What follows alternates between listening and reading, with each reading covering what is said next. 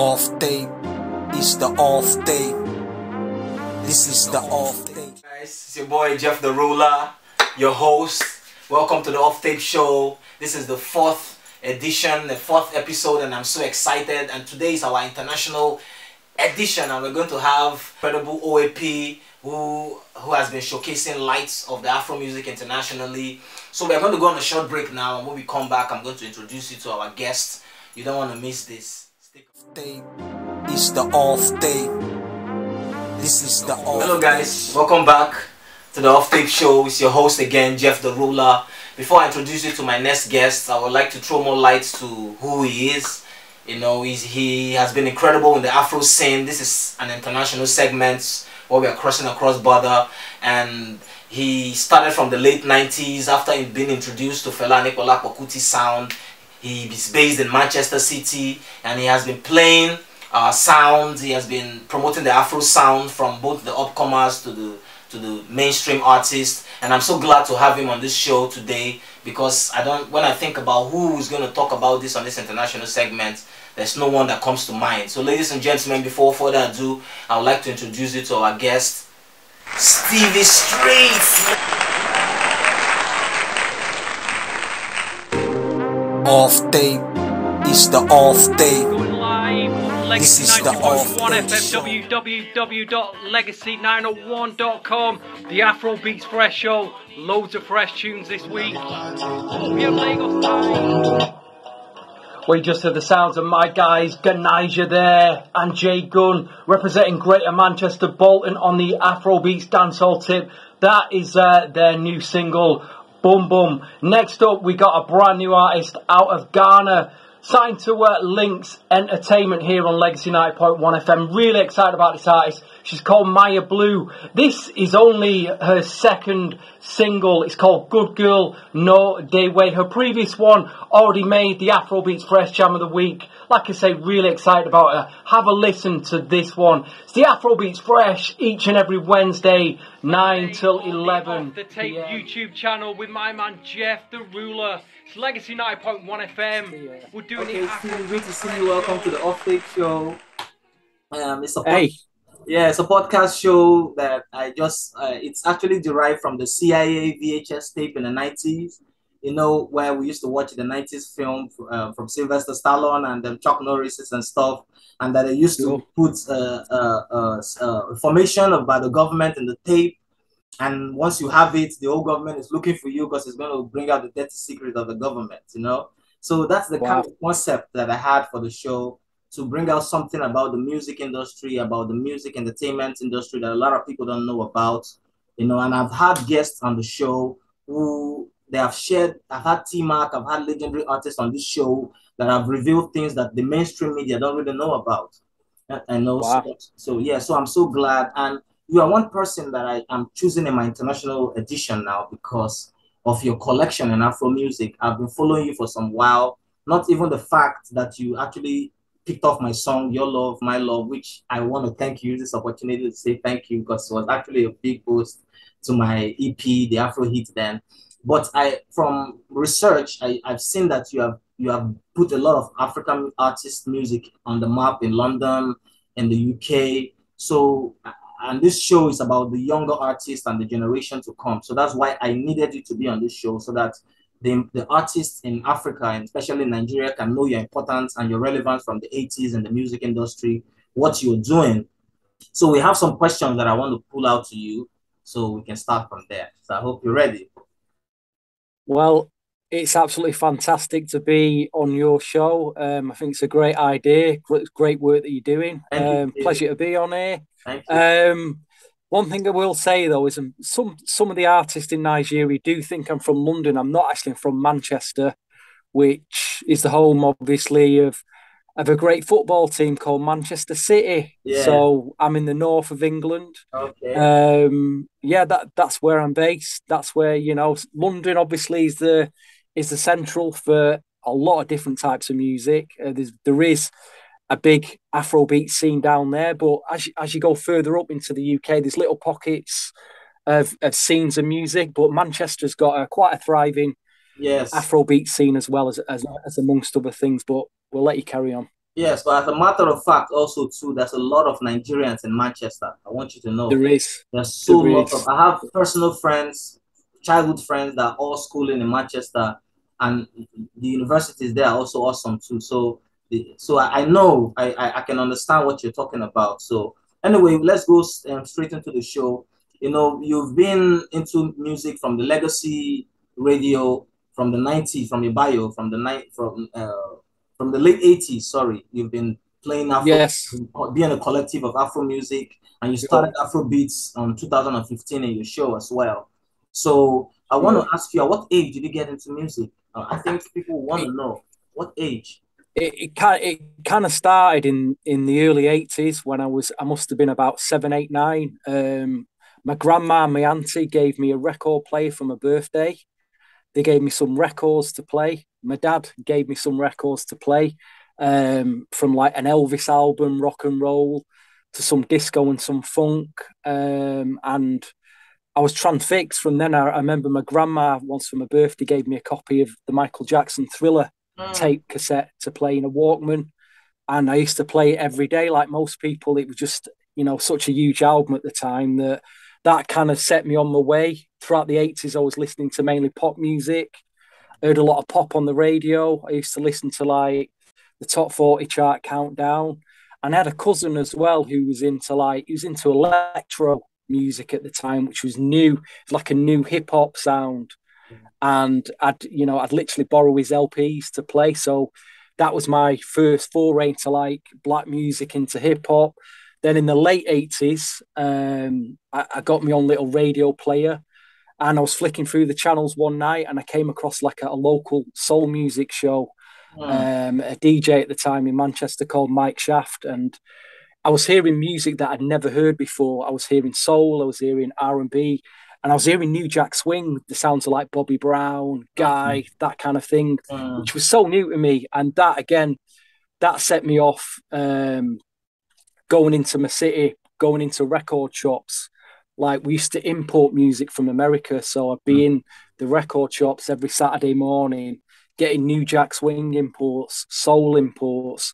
So that really got me into black music, and through that, I'd meet people in the record shop. I met a DJ who was DJing in clubs at the time, who was also on the radio, and he would take me around. I must have been about 17, 18. 18 He would years, show me around all. 17, Yeah, yeah, 18 years. very young. Wow, Yeah, yeah. He wow. he'd show me around all the clubs, and then he was on a radio station on a Monday evening. The radio station was called Sunset Radio.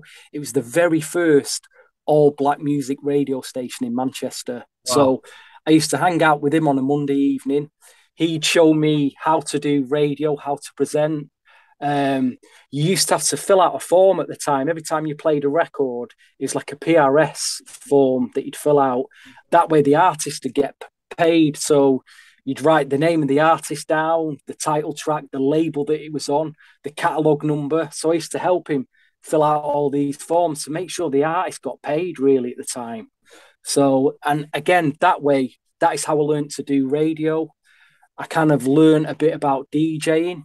Yeah. So by the time the late 90s came along, say 1998, I started club DJing, doing a bit of club DJing. I That was warming up for several DJs. okay. I beg your pardon. Sorry. That That leads me to my next question. When did you start DJing? So we can just go with the flow. well, to be honest, right, I wouldn't class myself now as a DJ, as a club or OMP. bar DJ. At the time, it was during the late 90s where R&B and hip hop was getting really big, where it was crossing over into the charts.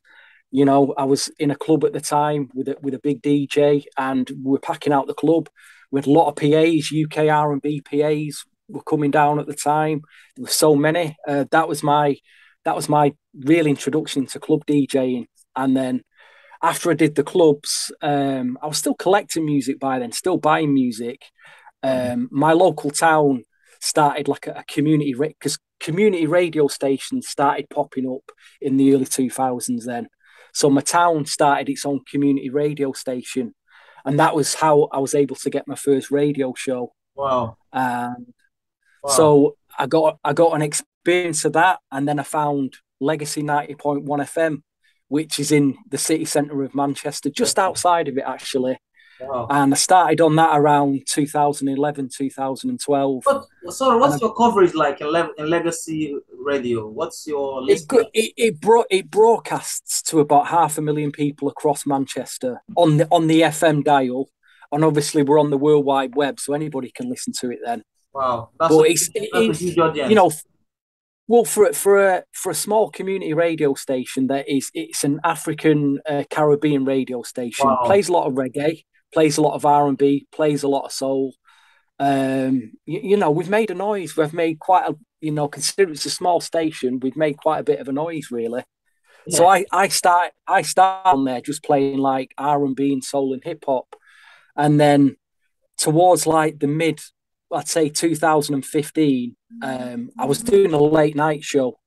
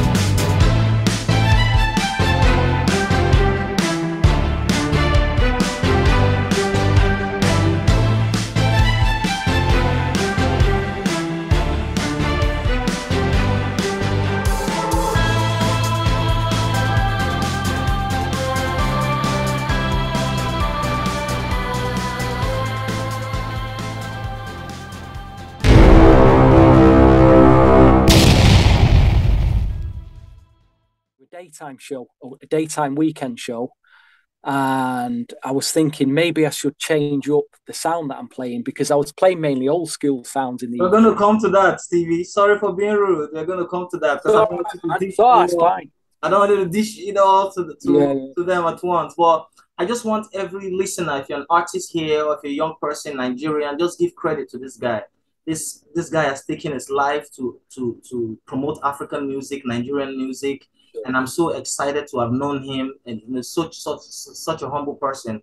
And listening to you now just keep inspiring me the more, and also our young Nigerians making music to keep making music, because it just shows there's a listener out there, that people listening to us that's not really our kind, that appreciate our music, you know. So thank you very much, Stevie, for what you're doing. I want to go appreciate that.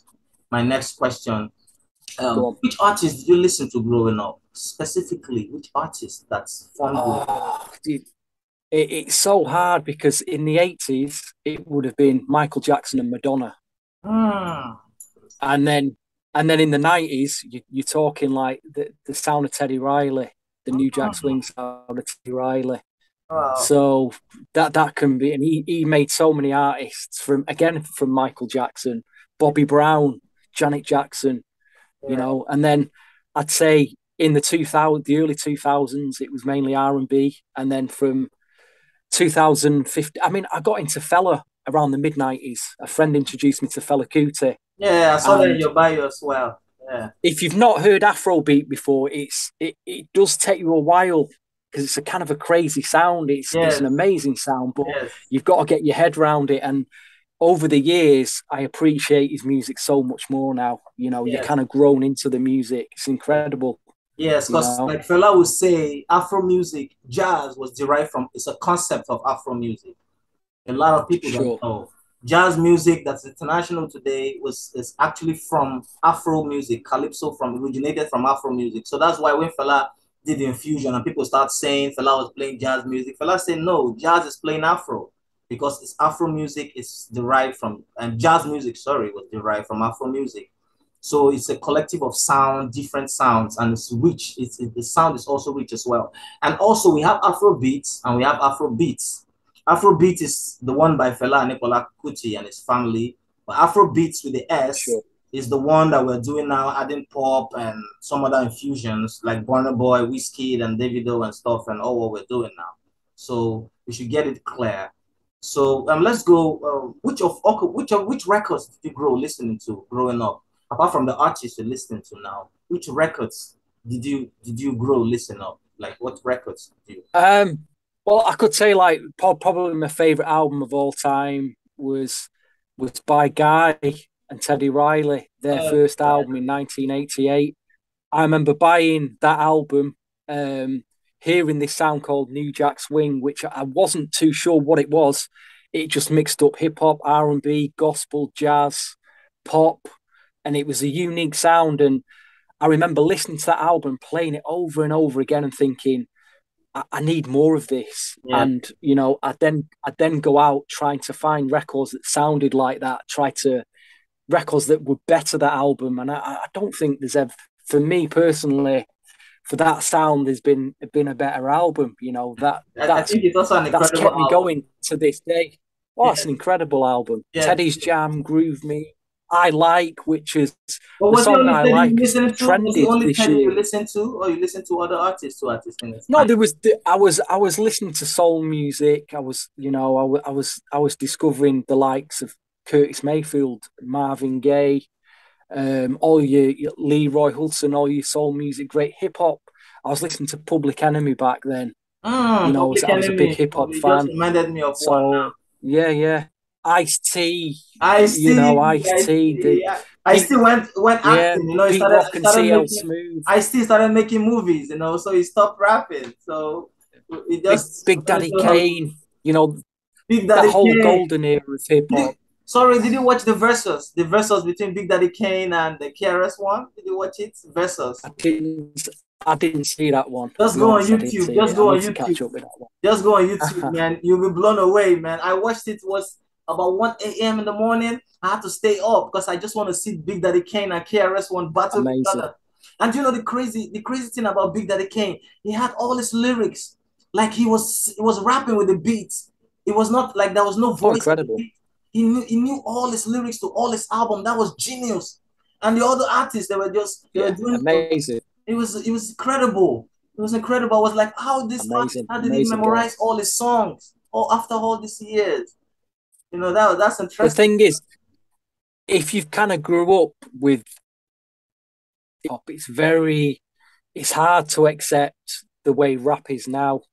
You know, some people have not been able to move with the times. I mean, Yes. rap has changed so much.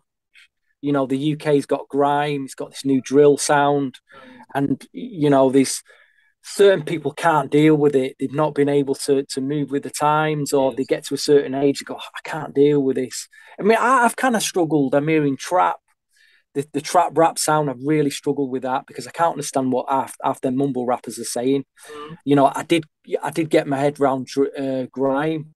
I'm kind of getting my head around drill now, but if you've come from hearing Big Daddy Kane, Chuck D, Cool Keith of Ultramagnetics, you know, all them, you know, later on a bit of Jay-Z, Mhm. it's, you know, to listen to what's coming out now, it is a struggle. It's just not the same really, but Yeah. you know, But that's a rapper in your city that's doing well that I love, Boxing Malone. I don't know if you know him. of Boxing. course, I've Yeah. played a lot of Bugsy Malone.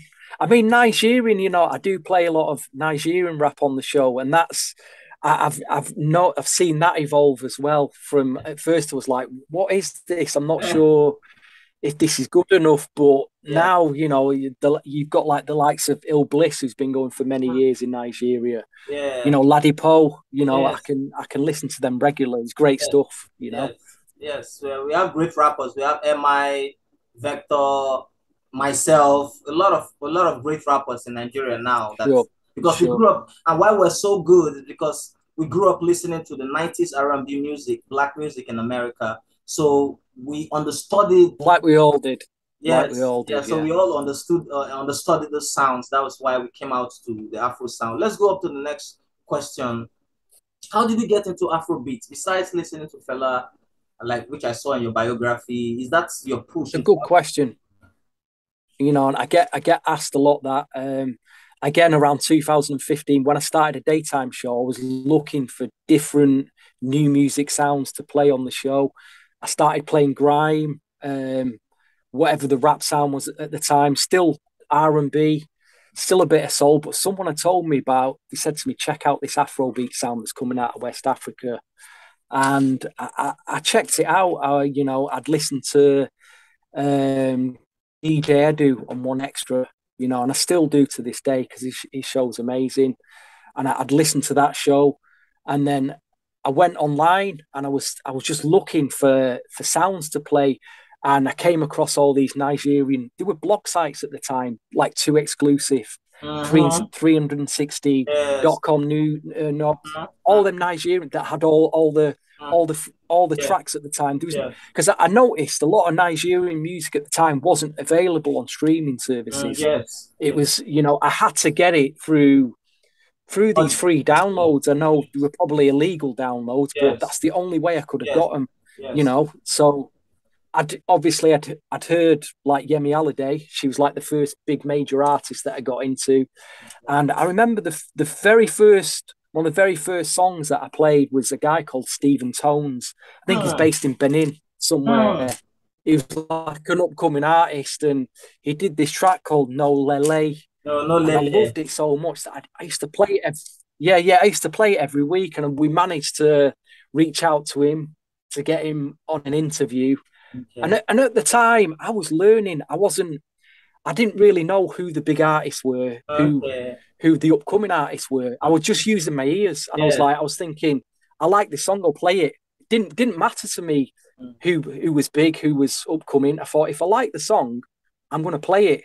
And that's where I kind of got a rep for playing upcoming artists, And I was hearing that, a lot of the radio station DJs were charging the artists at the time for plays, and I didn't care about that. I just wanted new music, good new music to play, so I'd just play them. If you it didn't matter who you were as an artist. If you made a good record, I wanted to play it, and I wasn't interested in charging anybody for that. I just wanted to get that sound out there, And I felt the sound was. I really enjoyed the production. It was very upbeat. It was very funky. I like some of the lyrics, the way Nigerians take a certain word like connect or elevate and go connecto or elevato, and I just found it very catchy. And it still contained elements of R&B, the sound as well. So, it had elements of everything that I was listening to growing up, but it was their own sound, Yes. Like and I just enjoyed it, and Sorry, like the more you grew up listening to it, so that's why you have all those infusions of different sounds in our music, because we also grew up listening to it. At the point, we used to rap like the West, but our audience were not accepting that. So until we went back to our roots, we started infusing our local languages, we started infusing our own local Congo sounds in our music, like what Fela was doing. Then the West started appreciating it. I think that was also why you appreciated it, because there was a difference. There was a little infusion of Africanness, if I would say, into the sound, and that was why you also appreciated it. And I also want to ask you again. How did you get into radio? I know you said it initially, but how? It was through a friend. I was introduced to it through a friend, but I'd always grown up listening to radio. I always enjoyed listening to radio, much preferred it than watching TV. So it was something that when I got the opportunity to have a go at doing it, I took it, So it was just from a kid growing up listening to radio. It's a very intimate experience. You're listening to a presenter playing your music and talking to you, say late at night. I found it a very comforting experience. So having the opportunity to do that and having an opportunity to play introduce new music to people is great. It's fantastic. Yeah. Did you have a special show? Having a voice. Well, you have a special show listening to growing up. You have a special show that you were listening like. Well, at the time it was in Manchester. It was Mike Shaft. He was like the big soul DJ, the black music DJ at the time. So I'd always listen to him throughout the late 80s. There was other soul DJs around that I'd listen to as well. I'd have a set of shows, like 5 or 6 shows that I would regularly listen to, because before the internet, that's the only way you could hear the music. You'd have to either listen to the radio or go to the record shop to get your music. You couldn't go on Spotify. You couldn't go on YouTube. You had to go out there and physically get it. So, you know, and going back to your question about Afrobeats, from about 2015 to about 2018, I was doing a little segment on the show, playing the upcoming artists, playing the big artists, and then by about 2018, I then started my own dedicated Afrobeat show. So I thought, this sound is really picking up. I'd learned about all the producers you've got out there, all the big, like your Chris Beats, your Mastercraft. There's so many of them.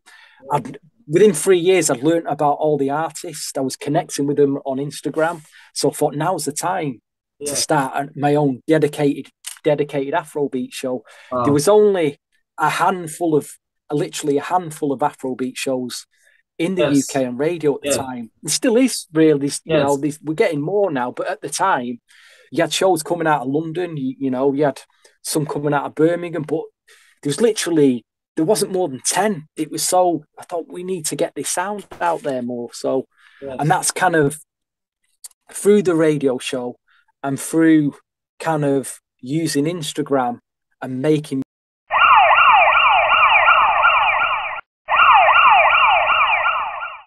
Subscribe to the YouTube channel now and turn on your notification.